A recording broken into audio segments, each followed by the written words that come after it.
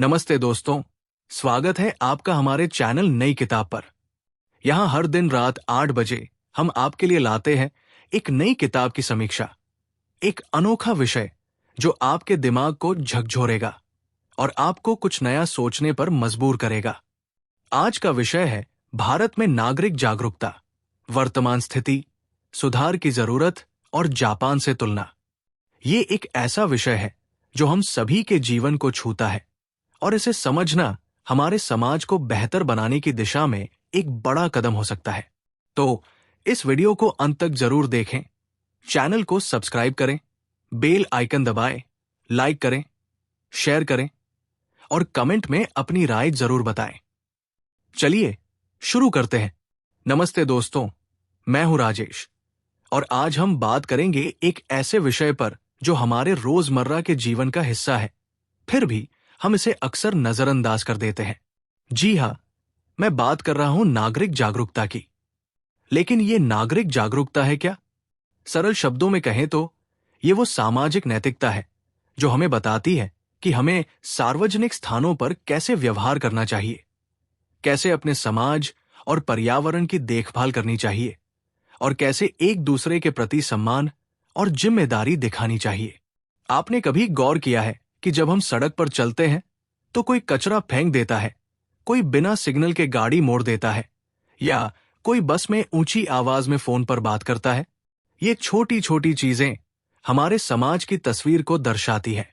लेकिन क्या हम इसके लिए सिर्फ दूसरों को दोष दे सकते हैं या हमें खुद से भी सवाल करना चाहिए कि हम कितने जिम्मेदार नागरिक हैं? आज हम भारत में नागरिक जागरूकता की वर्तमान स्थिति, इसके कारण होने वाले नुकसान और इसे बेहतर करने की जरूरत पर बात करेंगे। साथ ही हम जापान जैसे देश से तुलना करेंगे जहां नागरिक जागरूकता को एक कला की तरह जिया जाता है। तो तैयार है? चलिए इस यात्रा को शुरू करते हैं। अगर हम भारत की सड़कों, बाजारों या सार्वजनिक परिवहन की बात करें तो हमें कुछ ऐसी तस्वीरें दिखती हैं जो हमें सोचने पर मजबूर करती है। सड़कों पर थूकना, कचरा फेंकना, बिना कतार के धक्का मुक्की करना या ट्रैफिक नियम तोड़ना, ये सब हमारी रोजमर्रा की जिंदगी का हिस्सा बन चुका है। एक लेख के अनुसार भारत में हर साल लाखों टन कचरा सड़कों और नदियों में फेंका जाता है, जिससे न केवल पर्यावरण को नुकसान होता है बल्कि डेंगू और मलेरिया जैसी बीमारियां भी फैलती है। क्या आपने कभी देखा है कि लोग ट्रेन या बस में बिना हेडफोन के जोर जोर से गाना सुनते हैं या बात करते हैं? ये न केवल दूसरों के लिए परेशानी का कारण बनता है बल्कि ये भी दिखाता है कि हम अपने आसपास के लोगों के प्रति कितने असंवेदनशील हैं। एक और उदाहरण ले, हवाई यात्रा। कुछ समय पहले एक खबर आई थी कि एक अंतर्राष्ट्रीय उड़ान को बीच रास्ते से वापस लौटना पड़ा क्योंकि यात्रियों ने शौचालयों में गलत चीजें फ्लश कर दी थी। ये घटना न केवल शर्मनाक थी बल्कि इसने भारत की छवि को वैश्विक स्तर पर प्रभावित किया। भारत में सड़क दुर्घटनाएं एक गंभीर समस्या है। एक सरकारी आंकड़े के अनुसार हर साल लाखों सड़क दुर्घटनाएं होती हैं, जिनमें कई लोग अपनी जान गंवा देते हैं। इसका एक बड़ा कारण है ट्रैफिक नियमों की अनदेखी, जैसे कि रेड सिग्नल पर न रुकना, गलत साइड से ड्राइविंग करना या हेलमेट और सीट बेल्ट का इस्तेमाल न करना। क्या ये सब केवल सरकार या पुलिस की जिम्मेदारी है? नहीं दोस्तों, ये हमारी भी जिम्मेदारी है कि हम नियमों का पालन करें और अपने साथ साथ दूसरों की सुरक्षा का भी ख्याल रखें। स्वच्छता के मामले में भारत ने हाल के वर्षों में बहुत प्रगति की है, खासकर स्वच्छ भारत अभियान के जरिए। इंदौर और सूरत जैसे शहरों ने स्वच्छता में मिसाल कायम की है। लेकिन फिर भी कई जगहों पर लोग खुले में कचरा फेंकते हैं, नदियों को प्रदूषित करते हैं और कचरे को अलग अलग करने का ध्यान नहीं रखते। इसका नतीजा यह है कि हमारे शहरों में कचरे के ढेर बढ़ते हैं जो मच्छरों और बीमारियों का कारण बनते हैं। साथ ही ये पर्यावरण को भी भारी नुकसान पहुंचाता है। नागरिक जागरूकता केवल सड़कें साफ रखने या नियमों का पालन करने तक सीमित नहीं है। ये हमारे आपसी व्यवहार और सामाजिक सहिष्णुता से भी जुड़ा है। भारत एक विविधताओं से भरा देश है, जहां अलग अलग धर्म, संस्कृति और भाषाएं एक साथ रहती है। लेकिन कई बार हम एक दूसरे की संस्कृति, विश्वासों या जीवन शैली का सम्मान करने में कमी कर जाते हैं। ये असहिष्णुता सामाजिक तनाव को बढ़ाती है और हमारे समाज की एकता को कमजोर करती है।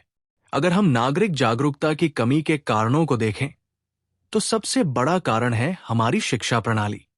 हाँ, हमारे स्कूलों में सिविक्स पढ़ाया जाता है, लेकिन ये ज्यादातर किताबी ज्ञान तक सीमित रहता है।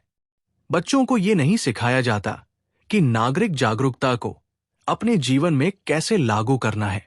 उदाहरण के लिए, जापान में बच्चे छोटी उम्र से ही अपनी कक्षा की सफाई करते हैं, जिससे उनमें जिम्मेदारी और सामुदायिक भावना पैदा होती है। लेकिन भारत में हम बच्चों को ये सिखाने में पीछे रह जाते हैं कि सार्वजनिक स्थानों की देखभाल उनकी जिम्मेदारी है। हमारी संस्कृति में कई बार व्यक्तिगत सुविधा को सामुदायिक जिम्मेदारी से ज्यादा महत्व दिया जाता है। लोग ये सोचते हैं कि मैंने टैक्स दिया है तो सड़क साफ करना सरकार का काम है। लेकिन दोस्तों, ये सोच गलत है।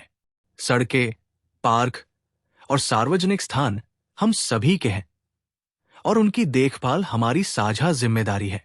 साथ ही कुछ लोग ये मानते हैं कि नियम तोड़ना या कतार तोड़ना एक चालाकी है, जो उनकी सामाजिक स्थिति को दर्शाता है।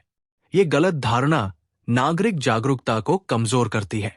भारत में कई बार नियम तो बनाए जाते हैं, लेकिन उनका पालन करवाने में कमी रह जाती है।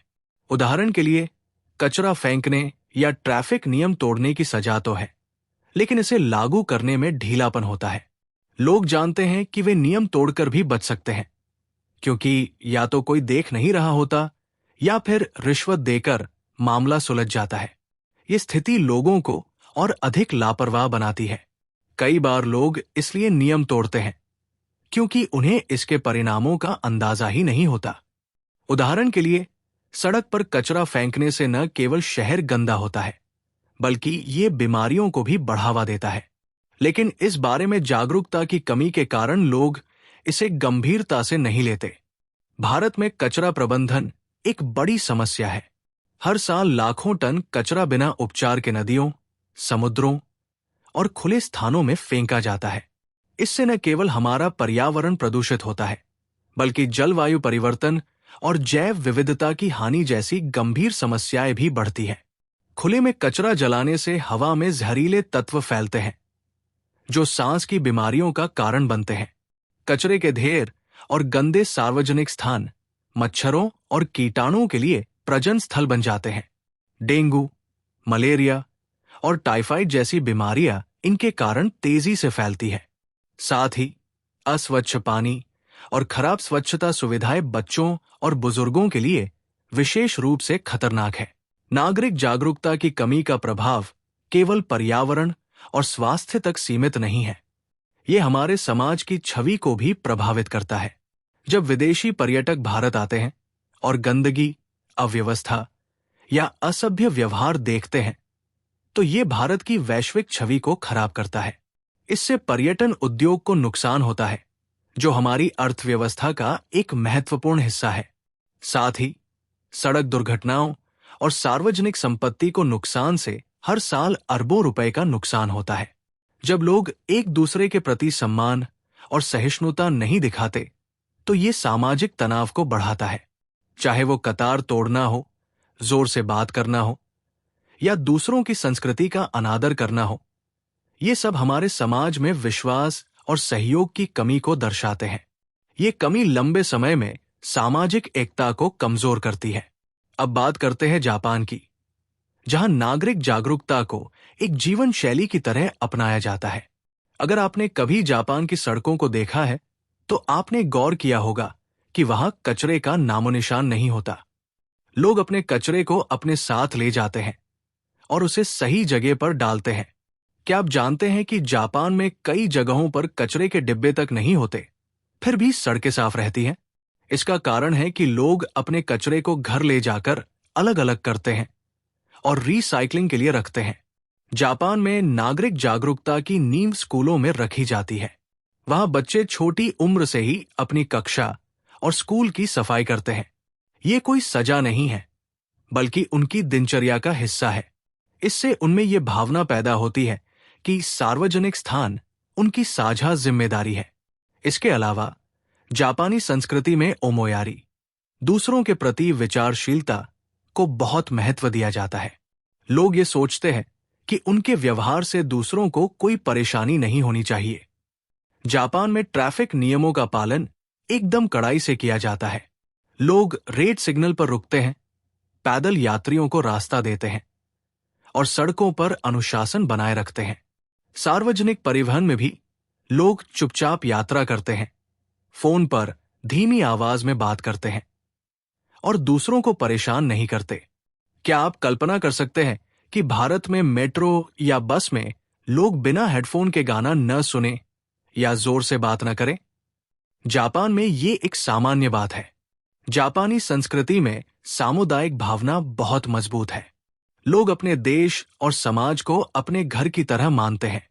यही कारण है कि फीफा विश्व कप जैसे बड़े आयोजनों में जापानी प्रशंसक अपने आसपास की जगह को साफ करके जाते हैं। ये उनकी संस्कृति का हिस्सा है जो उन्हें बचपन से सिखाया जाता है। साथ ही जापान में कानून का पालन और सामाजिक नियमों का सम्मान करना एक गर्व की बात मानी जाती है। जापान में शिक्षा प्रणाली नागरिक जागरूकता को प्रोत्साहित करती है, जबकि भारत में ये ज्यादातर किताबी ज्ञान तक सीमित है।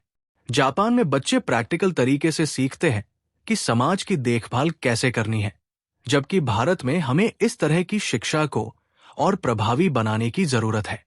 जापान में लोग अपने व्यवहार को समाज के हित से जोड़कर देखते हैं, जबकि भारत में कई बार व्यक्तिगत सुविधा को प्राथमिकता दी जाती है। जापान में ओमोयारी की भावना है, जबकि भारत में हमें इस तरह की सामुदायिक भावना को बढ़ाने की जरूरत है। जापान में कानून का पालन कड़ाई से होता है और लोग इसे अपनी जिम्मेदारी समझते हैं। भारत में हमें कानून प्रवर्तन को और सख्त करने की जरूरत है, साथ ही लोगों को ये समझाने की कि नियम तोड़ना कोई चालाकी नहीं है। जापान में स्वच्छता एक संस्कृति है, जबकि भारत में ये अभी भी एक चुनौती है। जापान में लोग अपने कचरे को अपने साथ ले जाते हैं, जबकि भारत में हमें कचरा प्रबंधन और रिसाइकलिंग को बढ़ावा देने की जरूरत है। अगर हमें नागरिक जागरूकता को बढ़ाना है, तो हमें अपनी शिक्षा प्रणाली में बदलाव लाना होगा। स्कूलों में बच्चों को केवल किताबी ज्ञान देने की बजाय उन्हें प्रैक्टिकल तरीके से सिखाना होगा। उदाहरण के लिए, बच्चों को स्कूल की सफाई में हिस्सा लेने के लिए प्रोत्साहित करना चाहिए। उन्हें यह सिखाना चाहिए कि सड़क पर कचरा न फेंकना उनकी जिम्मेदारी है। साथ ही शिक्षकों और माता-पिता को भी बच्चों के सामने अच्छा उदाहरण पेश करना होगा। सरकार और गैर सरकारी संगठनों को मिलकर बड़े पैमाने पर जागरूकता अभियान चलाने चाहिए। टीवी, सोशल मीडिया और सार्वजनिक स्थानों पर विज्ञापन के जरिए लोगों को यह समझाना चाहिए कि नागरिक जागरूकता क्यों जरूरी है। उदाहरण के लिए, एक अभियान ये बता सकता है कि सड़क पर कचरा फेंकने से बीमारियां फैलती हैं और ये हमारी सेहत और पर्यावरण को नुकसान पहुंचाता है। नियम तोड़ने की सजा को और सख्त करना होगा। उदाहरण के लिए, सड़क पर कचरा फेंकने या ट्रैफिक नियम तोड़ने की सजा को तुरंत लागू करना चाहिए। साथ ही भ्रष्टाचार को कम करके ये सुनिश्चित करना होगा कि लोग रिश्वत देकर न बच सकें। जापान और सिंगापुर जैसे देशों में सख्त सजा का डर लोगों को नियमों का पालन करने के लिए प्रेरित करता है। हमें अपने समुदायों को शामिल करना होगा। उदाहरण के लिए, मोहल्ला समितियां बनाकर लोग अपने आसपास की सफाई और व्यवस्था की जिम्मेदारी ले सकते हैं।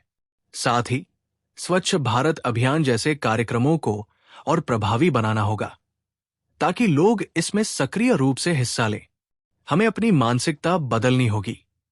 हमें यह समझना होगा कि नियम तोड़ना कोई चालाकी नहीं है, बल्कि ये समाज को नुकसान पहुंचाता है। साथ ही हमें अपने बच्चों को यह सिखाना होगा कि दूसरों की संस्कृति, विश्वास और जीवन शैली का सम्मान करना एक अच्छे नागरिक की निशानी है। जापान से हम कई सबक ले सकते हैं। सबसे पहला सबक है शिक्षा। हमें अपने बच्चों को छोटी उम्र से ही सामुदायिक जिम्मेदारी सिखानी होगी। दूसरा, हमें सामाजिक मानसिकता बदलनी होगी। हमें यह समझना होगा कि सार्वजनिक स्थान हमारा साझा घर है और उनकी देखभाल हमारी जिम्मेदारी है। तीसरा, हमें कानून प्रवर्तन को सख्त करना होगा ताकि लोग नियम तोड़ने से डरें। और चौथा, हमें जागरूकता अभियानों के जरिए लोगों को यह समझाना होगा कि नागरिक जागरूकता न केवल समाज के लिए बल्कि उनके अपने लिए भी जरूरी है। भारत एक महान देश है जिसकी संस्कृति, इतिहास और विविधता पूरी दुनिया में मशहूर है। लेकिन अगर हमें सचमुच एक विकसित और समृद्ध राष्ट्र बनना है तो हमें अपनी नागरिक जागरूकता को बढ़ाना होगा। ये केवल सरकार की जिम्मेदारी नहीं है बल्कि हम सभी की जिम्मेदारी है। हमें खुद से शुरुआत करनी होगी। अगली बार जब आप सड़क पर कचरा फेंकने वाले हो तो रुकिए और सोचिए। जब आप ट्रैफिक सिग्नल पर हो तो नियमों का पालन कीजिए। और जब आप किसी सार्वजनिक स्थान पर हो तो दूसरों के प्रति सम्मान दिखाइए। जापान हमें दिखाता है कि छोटे छोटे बदलाव कितना बड़ा अंतर ला सकते हैं। अगर हम सब मिलकर एक छोटा सा कदम उठाए तो हमारा भारत भी उतना ही साफ, सुंदर और अनुशासित हो सकता है। तो आइए आज से ही प्रण लें कि हम एक जिम्मेदार नागरिक बनेंगे और अपने देश को बेहतर बनाने में योगदान देंगे। दोस्तों, ये थी हमारी आज की बातचीत नागरिक जागरूकता पर। अगर आपको यह वीडियो पसंद आया तो कृपया चैनल को सब्सक्राइब करें, बेल आइकन दबाएं, लाइक करें, शेयर करें और कमेंट में बताएं कि आप नागरिक जागरूकता को बेहतर करने के लिए क्या कर सकते हैं। हमारा चैनल नई किताब हर दिन रात 8 बजे आपके लिए लाता है एक नई कहानी, एक नया सबक। तो कल फिर मिलते हैं एक नई किताब के साथ। तब तक के लिए नमस्ते।